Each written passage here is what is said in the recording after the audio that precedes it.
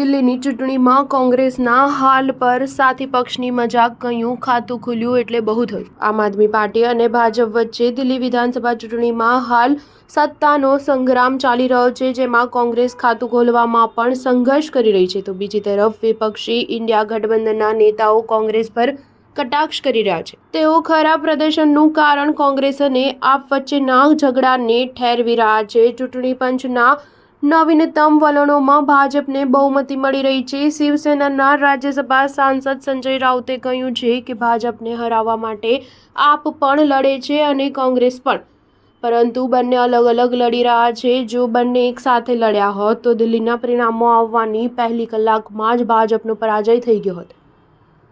કોંગ્રેસે ખાતું ખોલ્યું એટલે બહુ થયું, બીજું શું?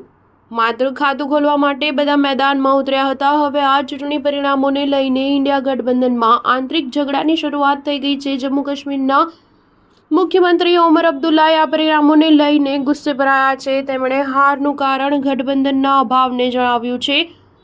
તેમણે એક મીમ શેર કર્યું હતું, જેમાં એક સાધુ કહે છે કે હજુ લડો, અંદરો-અંદર સમાપ્ત કરી દો એકબીજાને।